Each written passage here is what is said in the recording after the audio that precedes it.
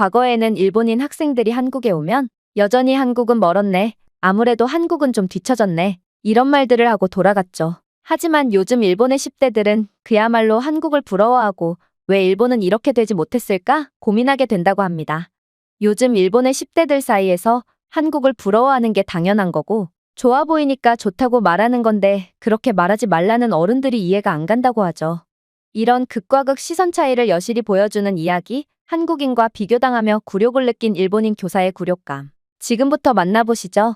저는 시노하라 아키, 일본 나고야에서 고등학교 국어를 가르치고 있는 36세 교사입니다. 교단에 선 지도 벌써 12년째지만 학생들과 함께 해외 수학여행을 떠나는 건 이번이 처음이었습니다. 게다가 그 목적지가 한국이라고 들었을 때 마음속에 묘한 기분이 들었어요. 한국, 그 이름은 제게 단지 가까운 나라가 아니었습니다. 저에게는 17살 고등학교 1학년이던 시절 고등학생의 자격으로 한국에 다녀와 본 적이 있었거든요. 당연히 그때의 기억은 특별했죠. 처음 다른 나라에 가보는 거라 설레기도 했고 다른 나라 고등학생들과 만날 기회가 있다니 기대가 됐을 수밖에 없었죠. 2006년 제가 재학 중이던 고등학교는 한국의 자매학교와 교류 프로그램을 운영하고 있었고 당시 제가 있던 학급과 몇 학급이 선발되어서 한국에 다녀올 수 있는 경험을 하게 되었던 거예요. 물론 그때의 한국은 지금과는 전혀 다른 느낌이었습니다. 같은 또래의 한국 학생들이 수업하는 교실에 가봤는데 마룻바닥이 수십 년 전에 설치된 거여서 학생들은 두꺼운 실내화를 신고 다녔어요. 그렇지 않으면 가시에 찔린다 그랬어요. 제 기억에 당시 한국에서도 너무 오래된 나무바닥 때문에 다칠 위험도 크고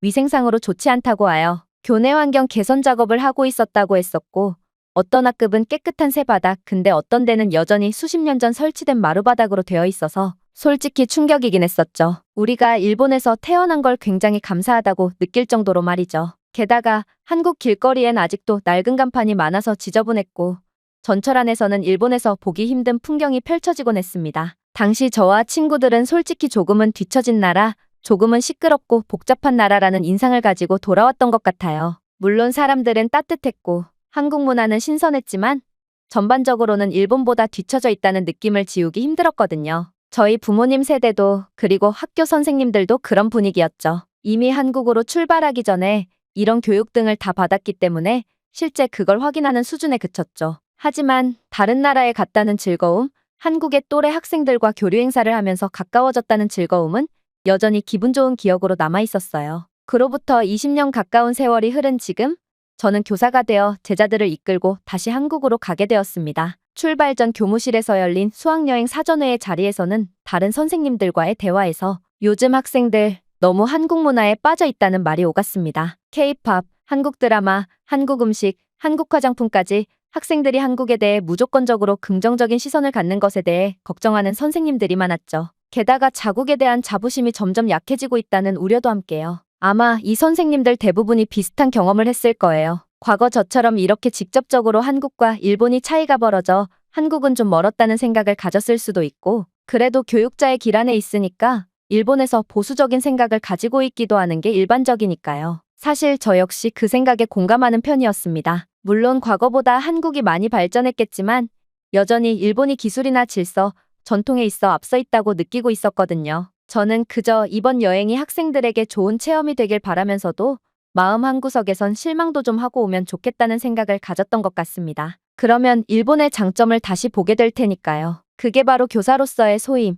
아무래도 그런 균형을 잡아주는 일이라 믿고 있었던 거죠. 그러던 중 상부교육기관에서 공문이 내려왔어요. 요즘 학생들의 기강 문제, 즉 복장 규정을 엄격하게 지키지 않으려고 하고 학생들 사이에서 선생님은 존경의 대상이 아니라 그저 수업을 하는 강사쯤으로 생각을 하고 있으며 과거와 다르게 얌전한 것이 미덕이 아니라 쉬는 시간 교실 뒤편에 나가 한국 음악에 맞춰 춤을 추고 그걸 촬영하고 업로드하기까지 한다고 말이죠. 핸드폰 사용이 금지되어 있음에도 불구하고 그런 행태를 보이고 있고 게다가 몰래 핸드폰을 사용하는 걸 학급 친구들끼리 서로 눈 감아주기까지 하는 흐트러진 분위기? 이런 것을 잘 단속하여 한국에 갔을 때 선진 시민으로서의 올바른 자세와 흐트러짐 없는 자세로 한국에 다녀오도록 잘 지도 바란다는 공문까지 내려왔어요. 그러니까 일본 교육부 내에서도 한국에 가서 쉽게 말해 풀려있는 모습을 보여줄까 우려가 된다는 거죠. 그리고 우리 학교 선생님들 모두가 공감했어요. 일반적으로 일본이 가지고 있는 모습, 대외적으로 일본을 바라볼 때 한국인들이 생각할 때도 마찬가지로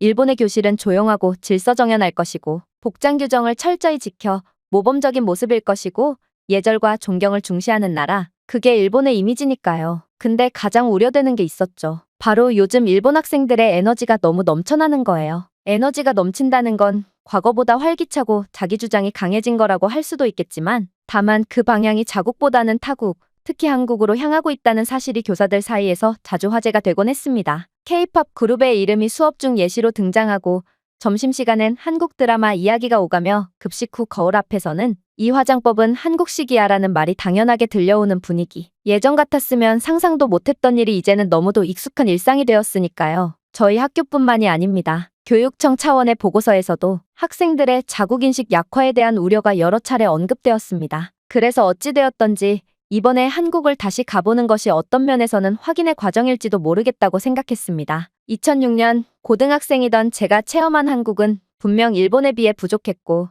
실제 그걸 느끼고 돌아왔던 부분이 있었던 만큼 이번 학생들도 그 한국 환상에 대해서 좀 깨지기를 바라는 마음, 학생들이 직접 그런 것을 눈으로 보며 균형 잡힌 시선을 갖게 되기를. 물론 저는 교사입니다. 개인적인 편견을 앞세워 수업을 하지도 않고 학생들에게 특정한 관점을 강요하지도 않습니다. 하지만 교사도 결국 한 명의 인간이고 과거의 경험은 현재의 인식을 지배하기 마련입니다. 저는 스스로를 꽤나 열린 사고를 가진 사람이라고 생각해왔지만 이번 여행 전 회의 시간에 나누었던 대화들을 곱씹다 보니 저 역시 어느새 비교라는 잣대를 손에 쥐고 있었다는 사실을 인정하게 되었습니다. 그러면서 아이들을 인솔해 한국으로 가게 된다면 있는 사실을 그대로 받아들여야겠다고 마음을 바꾸게 되었죠. 이미 주변에서 한국이 좋다는 이야기를 많이 듣기도 했고 저는 안 가봤지만 이미 한국에 다녀온 친구들이나 지인이 말하기를 옛날하고는 아주 다르다고 말할 정도고 심지어 좋다고 할 정도이니 실제 그런 게 있다면 오히려 저는 교육청의 지시에도 불구하고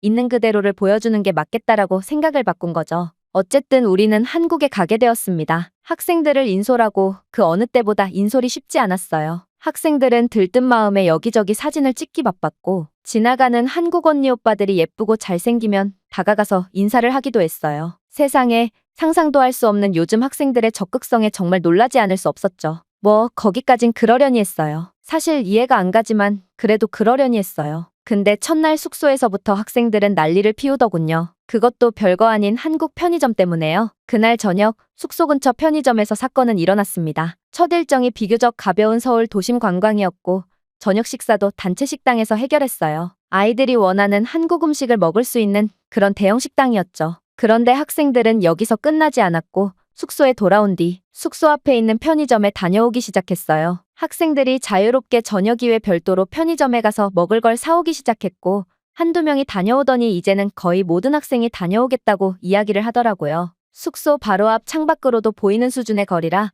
못 가게 할 이유가 없어 허락했더니 어느새 편의점에는 우리 학생들로 가득 찼어요. 저 역시나 학생들과 함께 GS25 편의점으로 향했습니다. 저는 편의점이라는 공간이야말로 한 나라의 일상과 실속을 가장 잘 보여주는 장소라고 생각해왔기에 이곳에서야말로 한국의 현실을 느낄 수 있을 것이라고 생각했죠. 하지만 문을 열고 들어선 순간부터 제 예측은 보기 좋게 빗나갔습니다. 선반을 가득 메운 제품들의 디자인, 진열 방식, 조명의 밝기, 매장 내의 청결함까지 모든 것이 예상 이상이었습니다. 그리고 학생들은 하나같이 감탄사를 연발했습니다. 와, 이 김밥 너무 예쁘지 않아? 이건 뭐야? 일본에는 없는 과자네. 이거 완전 신기하다. 이 도시락 진짜 대박. 나 이거 SNS에서 본 거야. 도시락 코너 앞에서 학생들은 열광하다시피 했고 몇몇은 이미 가득 음식을 담아 카운터로 향하고 있었습니다. 저는 그 모습을 지켜보며 헛웃음이 나왔어요. 학생들이 감탄하는 포인트는 단순히 음식 맛이 아니었고 가격 대비 퀄리티, 상품 구성, 그리고 새로움이 주는 자극, 그 모든 것에 대해 아이들은 진심으로 흥분하고 있었던 것입니다. 그중 한 학생이 제게 다가와 말했습니다. 선생님,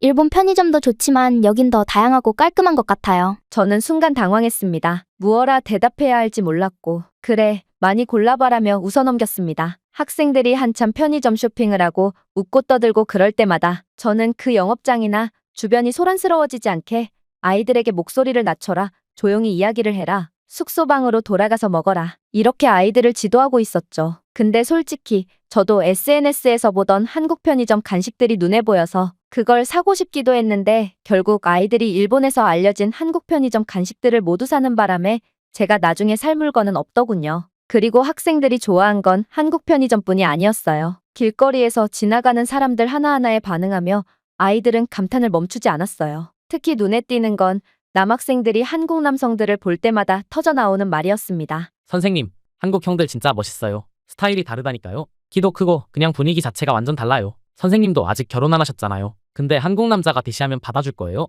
이런 질문까지 하더라고요. 지나가는 남성들마다 옷차림이 세련되고 헤어스타일도 다양하며 무엇보다도 자신감이 느껴진다고들 했죠. 그런데 저한테 그런 질문까지 해서 솔직히 당황하기도 했어요. 물론 학생들이 눈이 오히려 거짓이 없던 것 같기는 해요. 그리고 여학생들의 반응은 훨씬 더 적극적이었습니다. 한국 언니들 완전 이쁘다는 말을 하루에도 수차례 들을 수 있었고, 머리색도 너무 예쁘고 스타일도 다 다르다며 피부도 진짜 깨끗하고 그냥 진짜 연예인 같다면서 말이죠. 이렇게 자기들끼리 웃고 떠들며 지나가는 여성들에 대한 반응이 터져 나왔습니다. 한 번은 지나가는 이쁜 여성을 보고 학생들이 수근거리자 그 한국인 여성은 자길 보고 키득거리는 학생들을 보고 조금은 불쾌한 듯 재빨리 자리를 뜨기도 했는데, 제가 한국어를 잘했다면 얼른 가서 아이들이 신이 나서 멋진 분들이나 아름다운 분들을 보면 멋지다고 이쁘다고 이야기하는 거라고 오해하지 말아달라며 사과 말씀이라도 드리고 싶을 정도였어요. 그 장면을 보고 저는 학생들에게 너희들이 그러면 여기 한국인들이 오해한다고, 그렇게 노골적으로 그러면 안 된다고 타이르기도 했죠. 그래봐야 잠시뿐 이미 한국에 와서 엄청나게 신나버린 학생들은 여전했어요. 서울 시내 모습을 보면서 굉장히 멋지다고 감탄하는 것은 당연했고, 역시나 사람들을 보면서 멋지다, 이쁘다 그런 말을 참 많이 했어요. 가장 기억에 남는 건 어떤 여학생이 한참을 주변을 둘러보다가 툭 던진 말이었습니다. 지하철역 근처에서 단체로 걷고 있던 중이었어요. 지나가는 한국 청년들을 바라보던 남학생이 제게 다가와 조심스럽게 말했습니다. 선생님, 왜 한국 사람들은 우리보다 키가 더 큰 것 같지 않아요? 그 말을 듣는 순간 저는 무의식적으로 주변을 둘러보게 됐습니다. 실제로 주변을 지나가던 청년들, 특히 남성들 중에는 키가 훤칠한 이들이 많았고 그들의 옷차림이나 자세, 말투에서 묘한 자신감이 느껴졌어요. 키가 크고 자세가 곱고 걸음걸이마저 느긋하면서도 단단해 보였죠. 그런 모습이 학생들에게 더 인상 깊게 다가갔던 것 같았습니다. 그 말에 저는 약간 이상함을 느꼈어요. 한국인들이 유전적으로 일본인보다 키가 크다는 건 통계상으로도 이미 유명하기 때문에 알고 있긴 했는데요. 근데 이 학생들은 무조건 한국을 좋게 보려고 하고 부러워한다는 걸 느낄 수 있었어요. 아마 미국으로 우리가 수학여행을 갔다면 미국인들이 일본인보다 키가 더 큰 것 같지 않나요? 이런 말을 안 했을 텐데 그냥 어떤 요소가 되었던지 학생들 눈에는 한국이 부러운 거죠. 그러니까 단순한 신체적 차이의 문제가 아니었어요. 그건 일종의 비교였고 학생들은 이미 한국을 비교 우위로 생각하여 하나하나 부러워했던 거죠. 그런 시선이 우리 선생님들로 하여금 이러한 비교는 이미 우리가 밀린 것 같다는 인식으로 바뀌고 있었던 겁니다. 단순히 편의점 도시락이나 멋진 외모에 감탄하는 것을 넘어서 학생들은 한국을 우리가 도달해야 할 어떤 이상향처럼 바라보고 있었고 그 안에서 일본은 점점 희미해져 가고 있었어요. 학생들의 감탄은 시간이 갈수록 더 대담해지고 때로는 선을 넘는 말까지 서슴지 않게 되었습니다. 그 중에서도 가장 민감한 부분은 외모나 신체에 대한 비교였고 그것은 결국 예상치 못한 갈등을 불러왔어요.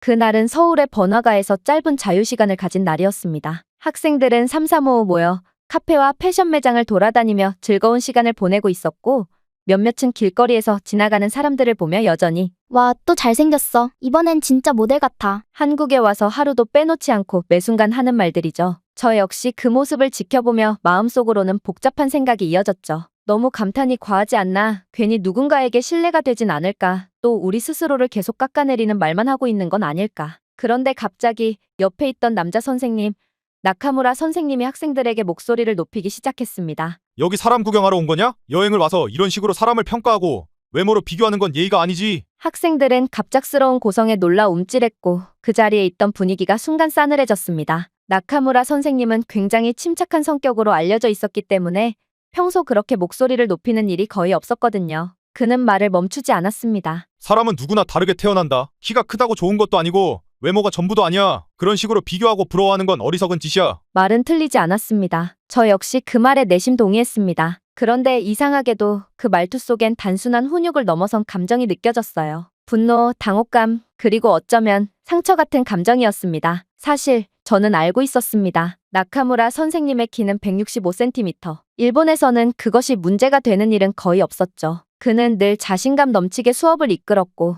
학생들에게도 인기가 있는 선생님이었어요. 그런데 한국에 와서부터 몇몇 학생들이 그에게 던지는 말들 속에 알게 모르게 무례한 비교가 숨어 있었죠. 선생님은 한국 여학생들보다도 키가 작으신 것 같아요. 일본에선 몰랐는데 여기 오니까 선생님 진짜 작아 보여요. 와, 선생님 옆에 서면 다 커 보인다. 학생들은 장난처럼 웃으며 말했지만 그 말들이 얼마나 깊은 상처를 남겼을지는 생각하지 못했을 겁니다. 저조차도 처음엔 그냥 농담으로 여겼습니다. 일본에서는 이런 말이 곧장 비난으로 연결되진 않으니까요. 하지만 이곳, 이 낯선 환경에서 자신도 모르게 비교당하는 대상이 된다는 건 선생님에게는 꽤 큰 심리적 타격이었던 것 같습니다. 그날 학생들이 또다시 선생님, 한국 남자들은 키도 크고 비율도 좋고 진짜 부러운데 선생님도 그렇게 생각해요? 그렇게 감탄을 이어가던 그 순간 아마도 그 말이 도화선이 되었을 겁니다. 나카무라 선생님의 인내심은 거기서 끊어졌고 평소답지 않게 감정이 섞인 목소리가 터져나온 거였죠. 학생들은 잠시 말을 잃었고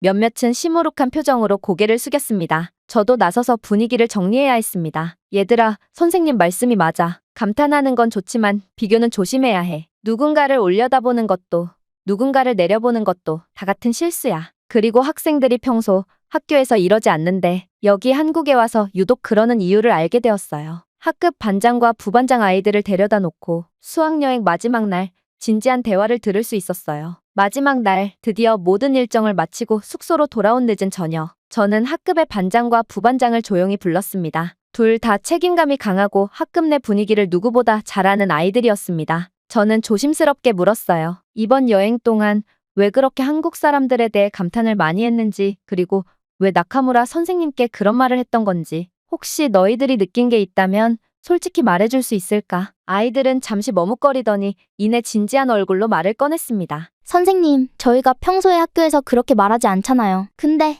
여긴 한국은 뭔가 다르니까 자꾸 반응하게 됐어요. 뭔가 다르다니? 제가 되물었을 때 부반장이 말했죠. 그냥 신기했어요. 같은 아시아고 우리랑 비슷하게 생겼는데 여기는 다 새롭고 세련되고 뭔가 활기차고 그런 분위기요. 멀리 유럽이나 미국은 너무 멀어서 별로 와닿지 않거든요. 근데 한국은 가까우니까 더 비교하게 되는 것 같아요. 그 말은 단순한 감탄이 아니라 세대의 시선이 어떻게 이동했는지를 보여주는 핵심이었습니다. 같은 아시아권, 비슷한 문화와 외모, 그리고 익숙한 듯 낯선 그 나라가 이제는 우리보다 앞서간 존재로 보이는 것이죠. 반장이 이어서 말했습니다. 일본에서 우리가 부러워할 만한 나라는 사실 한국밖에 없는 것 같아요. 그러니까 여기 있는 모든 게 신기하고 부럽고 그래서 자꾸만 비교하게 돼요. 그 순간 저는 가슴이 먹먹해졌습니다. 아이들의 눈에는 한국이 단지 여행지가 아닌 현실적인 이상향처럼 비춰지고 있었던 거죠. 그리고 그 감탄과 부러움이 때로는 경계를 넘는 장난과 무례한 말로 이어졌다는 걸 아이들도 이미 자각하고 있었습니다. 부반장이 조용히 말을 덧붙였습니다. 나카무라 선생님한테 장난처럼 한 말들, 그건 진짜 죄송해요. 선생님이 나쁜 분이라 그런 게 아니에요. 오히려 저희 학교에서 인기 많고 멋지다고 생각했거든요. 근데 한국 와서 분위기가 달라지니까 괜히 저희가 거기에 휘말렸던 것 같아요. 저희가 죄송하다고 꼭 전해주세요. 그 말을 듣는 순간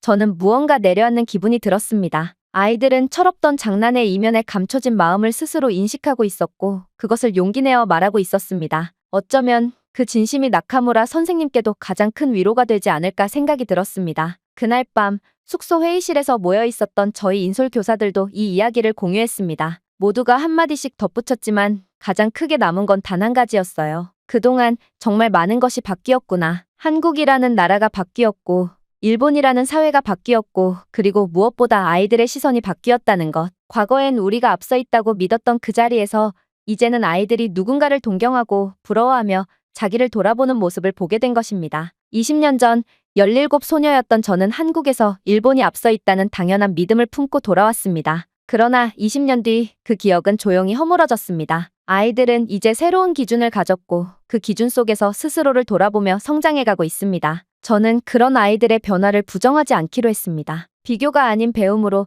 질투가 아닌 존중으로 한국을 바라볼 수 있다면 그것이야말로 진짜 성숙한 시선일 테니까요. 이제 교사로서의 제 역할도 달라져야 한다는 걸 느낍니다. 과거의 기준에 아이들을 맞추기보다는 그들의 눈으로 세상을 바라보고 그 안에서 무엇을 전할 수 있을지를 고민해야 할 때가 된 거죠. 한국에서 보낸 며칠은 그저 수학여행이 아니었어요. 그것은 저에게 그리고 우리 모두에게 시선을 바꾸는 여행이었습니다. 저도 이제 보수적인 시선이 아니라 변화하는 시대에 맞게 아이들을 대하고 그렇게 다시 제 생각을 갱신하는 사건이 된 것 같습니다. 이렇게 한국의 학생을 인솔하는 입장으로 방문했지만 다음에 기회가 된다면 혼자 여유를 가지고 둘러볼 수 있는 시간을 내 한국에 와보고 싶네요. 이렇게 우리 학교에서 있었던 일들을 이렇게 공유해봅니다. 많은 분들이 공감해 주실지도 모르겠다는 생각에서 글을 써보니 댓글로 소통해 주세요. 감사합니다. 오늘의 영상은 여기까지입니다. 그리고 지금 화면에 나오는 영상을 아직 시청하지 않으셨다면 지금 바로 시청해보세요. 재미있는 다음 사연이 기다리고 있습니다. 감사합니다.